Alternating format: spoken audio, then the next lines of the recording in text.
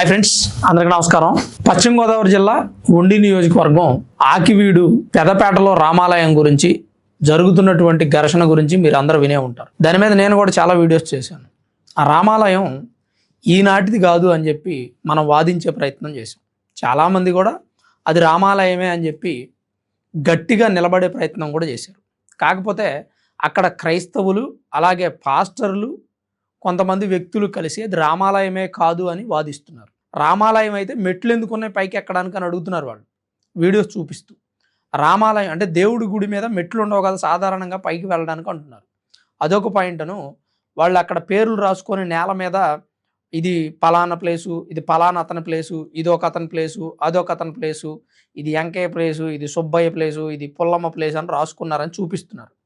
ఎందుకంటే వాళ్ళు ఆదివారం ఏదో జంతువుని కోసుకొని ఆ మాంసాన్ని పోగులు వేసుకుంటారంట. అదొకటి. ఇంకా రకరకాల కారణాలు చెబుతూ అది రామాలయం కాదు అని చెప్పే ప్రయత్నం చేస్తున్నారు. కొంతమంది ఏమో రామాలయం ఇక్కడ మళ్ళీ పునర్నిర్మించడం మాకు ఇష్టం లేదు, అందుకే అడ్డుకుంటున్నాం అని పబ్లిక్గా చెప్తున్నారు. అసలు ఇది రామాలయంగా బ్రిటిష్ కాలం నాడే రిజిస్టర్ అయి ఉందట. ఈ ఆలయం కట్టింది 17-18 శతాబ్దాల్లో అని చెప్పి కొంతమంది చరిత్రకారులు చెప్తా ఉన్నారు. అయితే ఈ ఆలయానికి సంబంధించి సాక్షి రాసినటువంటి ఒక ఆర్టికల్ ఇప్పుడు బయటకు వస్తుంది. ప్రస్తుతం ఈ ఆర్టికల్ ఆ ఆలయానికి ఆధారంగా మారిందని చెప్పుకోవచ్చు. సాక్షి పేపర్ చేసినటువంటి మంచి పనులు ఏదైనా ఉన్నాయంటే నిజంగా ఇదే అని చెప్పుకోవచ్చు. నేను అప్రిషియేట్ చేస్తున్నా ఈ ఆర్టికల్ రాసిన సాక్షి పేపర్. ఎందుకంటే ఈ సాక్షి పేపర్ రాసిన ఆర్టికల్ చూసిన తర్వాత కొంతమందిలో చలనం కలుగుతుంది. ఆ సాక్షి పేపర్ రాసిన ఆర్టికల్ కొంతవరకు నేను చూపించే ప్రయత్నం చేస్తాను మీకు. రామయ్య ఇటు చూడవయ్యా అనే హెడ్డింగ్ పెట్టి 3 ఫోటోలు వేశారు. స్థానిక పెదపేటలో శిథిలమైపోయిన కోదండ రామాలయం అని చెప్పి ఎంట్రన్స్ వేశారు. శిథిలమైపోయిన రామాలయంలో బిక్కుబిక్కుమంటున్న రాములోరి విగ్రహాలు, రాములోరి ఆలయంలో మూలపడిన నందీశ్వరుడు, ఈ 3 ఫోటోలు వేశారు. శ్రీరాముడికే నిలువ నీడ కరువు, శిథిలావస్థలో రామాలయం. ఇక ఆకివీడు అని హెడ్డింగ్ పెట్టారు. రఘుకుల తిలకరారా నిన్నెత్తి ముద్దులాడెదరా అని పాట వింటూ ఈ రామాలయాన్ని చూస్తే ఎవరికైనా కన్నీరు కారక మానదు.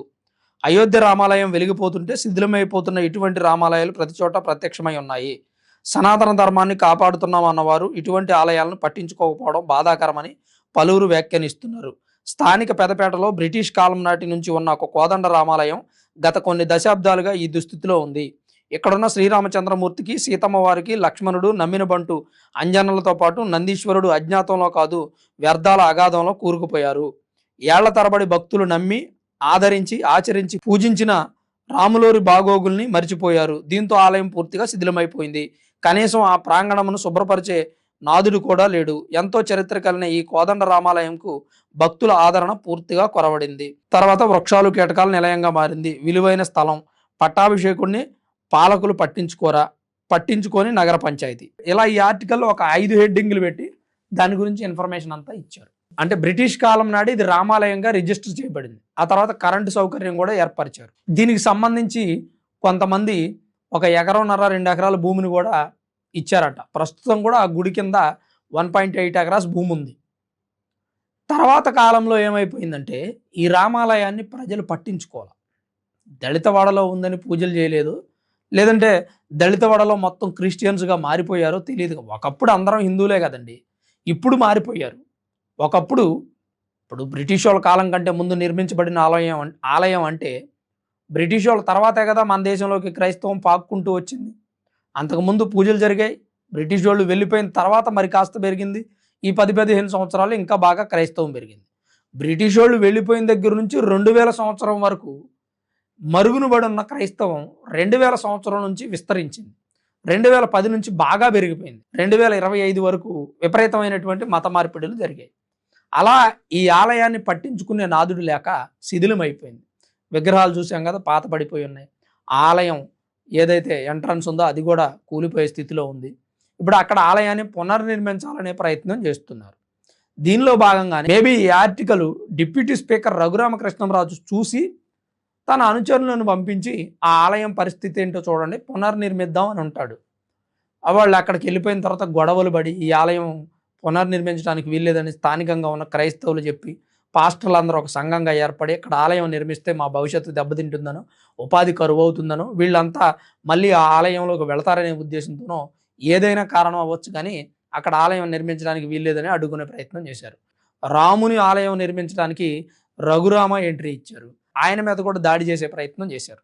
ఈ దాడిని మనం చూసాం. చాలామందిని కొట్టారు, జన సైనికులను కొట్టారు, రఘురామ అనుచరులను కొట్టారు. రఘురామ వెళ్ళిపోయిన తర్వాత దాడి తీవ్రతరం చేశారు.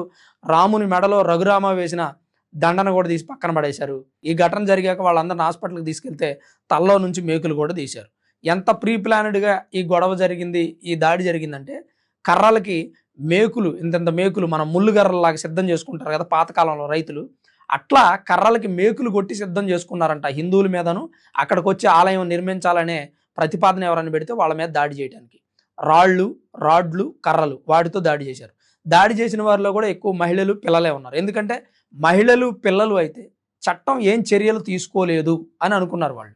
మహిళల మీద ఎలాంటి చట్టాలు వర్తించవు, పిల్లల మీద కూడా ఏం కేసులు పెడతారు, మైనర్లు కదా అని అనుకున్నారు. అందుకని మహిళల్ని ఉసుగొలిపారు. ముందుగా ఒక పద్ధతిగా ప్లాన్ చేసుకొని వీళ్ళంతా గుడిలోకి ఎంట్రీ ఇచ్చినప్పుడు రాముల వారి విగ్రహానికి పూజ చేసేటప్పుడు కాముగా ఉండి రఘురామ అక్కడి నుంచి ఎగ్జిట్ అయిపోగానే వాళ్ళ మీద దాడి చేయడం ప్రారంభించారు. అంటే ఎంత ప్రీ ప్లానెడ్గా పాస్టర్స్ అందరూ కలిసి పన్నాగం వేశారో ఒక్కసారి చూడండి, మీరు ఆలోచించండి. బ్రిటిష్ కాలం నాడే రామాలయంగా రిజిస్టర్ అయినటువంటి ఆలయాన్ని ఈరోజు ఇది రామాలయం కాదు, దళితులకు చెందినటువంటి స్థలం అని మాట్లాడుతూ ఉన్నారు. అసలు ఇక్కడ రామాలయం లేదని చెప్తా ఉన్నారు. ఇక్కడ మాంసాన్ని కోసి పోగులు వేసుకొని పంచుకునేవారని చెప్తా ఉన్నారు. ఇప్పుడు రామాలయం పాడుపడిపోయిందండి, ఆగమైపోయింది. ఆ తర్వాత అక్కడ అయినా కార్యక్రమాలు జరుగుతూ ఉంటాయి, అనేక అసాంఘిక కార్యకలాపాలు జరుగుతూ ఉంటాయి. మందు తాగేవాడు మందు తాగుతాడు, సిగరెట్ తాగేవాడు సిగరెట్ తాగుతారు, ఇంకా వేరే వేరే కార్యక్రమాలు ఉంటాయి కదా, వాటిని చేసేవాడు వాటిని చేస్తాడు. ఇట్లా జరుగుతున్నటువంటి సందర్భంలో అక్కడ ఒక ఆలయం ఉందని ప్రభుత్వం దృష్టికి వెళ్ళిన తర్వాత డిప్యూటీ స్పీకర్ అంటే ఎవరు? ప్రభుత్వమే. ఆయన కూడా బాధ్యతాయుతమైనటువంటి ఎమ్మెల్యే పదవిలో ఉన్నారు. మరి ఆయన దృష్టికి వెళ్ళిన తర్వాత కూడా ఆలయాన్ని పునర్నిర్మించకపోతే హిందువుల మనోభావాలు దెబ్బతింటాయి. ఈసారి హిందువులు ఏదైనా ఆలయం గురించి మాట్లాడాలి అంటే ఈ ప్రభుత్వం ఆలయాలను బాగు చేయదు, మనం ఎందుకులే చెప్పడం అనుకుంటారు. పోనీ విశ్వ హిందూ పరిషత్ వాళ్ళు వెళదామా అంటే అక్కడ గొడవలు అవుతాయి, పెద్ద ఎత్తున ఆందోళనలు జరుగుతాయని ప్రభుత్వ సహకారంతో వెళ్ళే ప్రయత్నం చేశారు. కానీ ఇప్పటికీ కూడా ఆలయం మీద ఇంకా వ్యతిరేకత వస్తూ ఉందంటే ఏ రేంజ్లో చాప కింద నీరులాగా క్రైస్తవం వ్యాపించిందో మనం చెప్పుకోవచ్చు. మామూలుగానే ఈ దేశం హిందూ దేశం. ఒకప్పుడు బ్రిటిష్ వాళ్ళు రాకముందు క్రైస్తవం లేదు, మొఘల్ చక్రవర్తులు రాకముందు, నవాబులు పరిపాలించకముందు, తానీషాలు పరిపాలించకముందు ఈ దేశంలో ఇస్లాం లేదు. తర్వాత వచ్చిన తర్వాత వాళ్ళని హిందువులు వెళ్ళగొట్టే ప్రయత్నం చేయలేదు, వెళ్ళమని అనలేదు. అరే చాటి మనుషులే కదా వాళ్ళు, మనకలాగే ఎన్నాళ్ళు చేసిన కూటికే, ఎన్నాళ్ళు బ్రతికినా కాటికే, మనం ఏం సాధిస్తాం రా భయ్, వాళ్ళని కొట్టి తిట్టి ఉన్నంతకాలం ఉంటారు, వాళ్ళే మనకలాగే పడి ఉంటారు, మన దేశంలో పని చేసుకుంటారు, సంపాదించుకుంటారు, తింటారని హిందువులు కాముగా ఉన్నారు. కానీ ఈ హిందువులు ఏదైతే కాముగా ఉన్నారో దాన్ని అలుసుగా తీసుకున్నటువంటి పరమతాల వాళ్ళు దేశంలో మత మార్పిడి చేయడంలో రెచ్చిపోయారు. ఇష్టానురీతిగా మత మార్పిడి చేసి పడేశారు. ఎంతమంది క్రైస్తవులు ఉన్నారంటే మొన్న మద్దిశెట్టి అజయ్ బాబు అంట పాస్టరు, ఆయన మాట్లాడుతున్నారు, పశ్చిమ గోదావరి జిల్లా ఎవరిది? క్రైస్తవులది. తూర్పు గోదావరి జిల్లా ఎవరిది? క్రైస్తవులది. గుంటూరు ఎవరిది? బాపట్ల ఎవరిది? ఎన్టీఆర్ జిల్లా ఎవరిది? అందరిది క్రైస్తవులదే అని చెప్పు, లేదా ఆంధ్ర రాష్ట్రం క్రైస్తవులది అని చెప్పు, లేదా దేశం మొత్తం క్రైస్తవులది అని చెప్పు. మిగిలిన వాళ్ళందరూ ఎటోళ్ళు వెళ్ళిపోతారు. వెళ్ళకపోతే కొట్టి చంపేయండి. లేకపోతే ఇప్పుడు ఎట్టుందంటే మీ పరిస్థితి, ఇస్లామిక్ రాజ్య స్థాపన చేయాలనే ఉద్దేశంతో ఉగ్రవాదులు తిరుగుతూ ఉన్నారు. మారకపోతే ఒకప్పుడు వస్తే ఇస్లాంలోకి రావడం, లేదా చచ్చిపోవడం, లేదా పారిపోవడం, ఈ 3 ఆప్షన్సే ఉండేవి. భవిష్యత్తులో క్రైస్తవులు కూడా అలానే తెగబడతారేమో అనిపిస్తుంది పరిస్థితి చూస్తుంటే. క్రైస్తవ మతం శాంతి మతం, మరి అలాంటప్పుడు దాడి చేశారు కదా, అప్పుడు శాంతి మతం ఎలా అవుతుంది? ఇప్పుడు రామాలయాన్ని పునఃప్రారంభిస్తామంటేనే దాడి చేశారు మీరు. మరి దేశమంతా రామాలయాలు నిర్మిస్తాం, దళితవాడల్లో గుళ్ళు కడతాం, దేశంలో ఉన్న హిందువులంతా కూడా ఉద్యమం చేయాల్సి వచ్చి గుడుల విషయంలో చాలా శ్రద్ధ చూపితే రేపొద్దున హిందువుల మీద దాడి చేయడానికి గ్యారంటీ ఏముందండి? ఈ దేశంలో క్రైస్తవులకి హిందువులకి భవిష్యత్తులో గొడవలు జరగబోతున్నాయి. ఈ జరిగినటువంటి గొడవే ఉదాహరణ. ఇప్పుడు అసలు ఇది రామాలయమే కాదు, దేవుడికి సంబంధించిందే కాదు అంటున్నారు. ఈ సాక్షిలో వచ్చినటువంటి ఈ ఆర్టికల్ వైరల్ అవుతా ఉంది. ఇది చూసిన తర్వాత పాస్టర్లు ఏం సమాధానం చెప్తారు? పైగా ఈ కేసులో 57 మందిని అరెస్ట్ చేశారు. ఇది అన్యాయం అని మరి కొంతమంది మాట్లాడుతున్నారు. దళితులను అరెస్ట్ చేయడం అన్యాయం అని చాలామంది వీడియోలు చేసి యూట్యూబ్లో పెడతా ఉన్నారు. మరి హిందువుల మీద దాడి చేయడం అన్యాయం కాదా? దళిత ముసుగులు పాస్టర్లు అంతమందిని కొట్టించడం తప్పు కాదా? ఏదైనా వస్తే దళిత కార్డు వాడుకోవడం తప్పు. దళితులే, నేను కాదన్ను. వాళ్ళకి ఏదైనా అవకాశాలు ఉంటే ప్రభుత్వం రిజర్వేషన్స్ ఇస్తుంది. కానీ మేము క్రైస్తవులను బయటకు వచ్చి ఎందుకు పబ్లిక్గా చెప్పలేకపోతున్నారు?